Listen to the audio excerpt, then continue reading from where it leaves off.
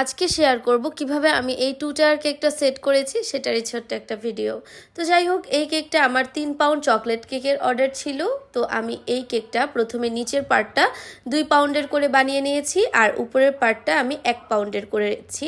So 2 পাউন্ডের এই কেকটাতে আমি সুন্দর করে ক্রিম দিয়ে ক্রাম কোটিং করে নিচ্ছি। প্রত্যেকটা লেয়ারে সুগার সিরাপ দিয়ে দিচ্ছি, ক্রিম দিয়ে দিচ্ছি আর প্রতিটা লেয়ারে আমি চকলেট চিপস দিয়ে দিচ্ছি।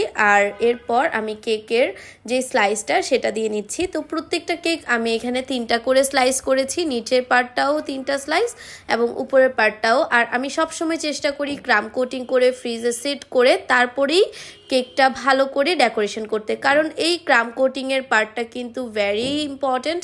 কারণ এটা যদি আপনি ভালোভাবে করে ফ্রিজে সেট করে রাখেন তখন কিন্তু আপনার কেকটা ডেকোরেশন করতেও আপনার ইজি হবে এবং আপনার কেকটা ভালো মতন সেটও থাকবে আর ডেলিভারি করতেও সেফলি ডেলিভারি হয়ে যাবে। তো আপনাদের সঙ্গে কথা বলতে বলতে আমার দোনোটাকে ক্রাম কোটিং করে ভালো মতন ফ্রিজে সেট করে নেওয়া হয়েছিল।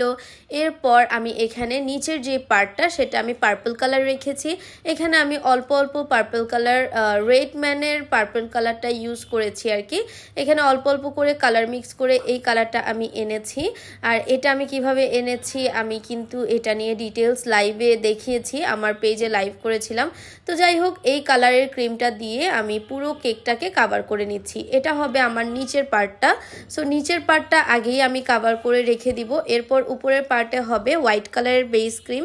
সো হোয়াইট কালারটা যেহেতু আর কোনো কালার নাই, সো হোয়াইট কালারের ক্রিম দিয়ে এই দোনোটা কেক এভাবে এরপরে আবারও ফ্রিজে সেট করে নিব।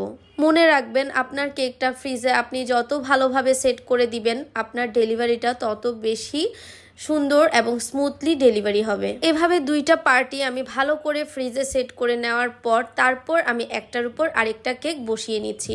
এখানে দেখেন আমি প্যালেট নাইফের সাহায্যে আমি 2টা প্যালেট নাইফ ইউজ করেছি। আগে কেকটাকে ঘুরিয়ে ঘুরিয়ে ভালো করে উঠিয়ে নিয়েছি। এরপর 2টা প্যালেট নাইফ দিয়ে একটা কেকের উপর আরেকটা বসিয়ে দিয়েছি।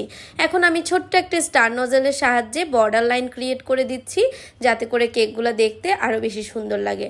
এখন আমি 1M নজেল দিয়ে কিছু ফ্লাওয়ার ক্রিয়েট করে দিচ্ছি। এই কেকটা আমি এর আগেও তৈরি করেছিলাম, কিন্তু তখন আর্টিফিশিয়াল ফুল ইউজ করাতে কেকটার সৌন্দর্য আরও দ্বিগুণ বেড়ে গিয়েছিল। কিন্তু এখানে কাস্টমার বলেছিল আর্টিফিশিয়াল ফ্লাওয়ারের কোনো প্রয়োজন নাই, দ্যাটস ওয়াই আমি এখানে কোনো আর্টিফিশিয়াল ফ্লাওয়ার ইউজ করিনি। আর এখন আমি এখানে কিছু স্প্রিঙ্কেল দিয়ে গোল্ডেন লিভ দিয়ে কেকটাকে ডেকোরেট করে নিচ্ছি আর কেকের উপরে নাম লিখে নিচ্ছি। এই তো এরই মধ্যেই শেষ হয়ে গেল আমার আজকের সিম্পল 2 টায়ার কেক ডেকোরেশন। আপনাদের কাছে আমার আজকের কেকটা কেমন লেগেছে অবশ্যই কমেন্ট করে জানাবেন। আর এরকম সুন্দর সুন্দর ভিডিও পেতে হলে অবশ্যই আমার পেজে ফলো দিয়ে সাথেই থাকবেন। আজকে বিদায় নিলাম, আল্লাহ হাফেজ।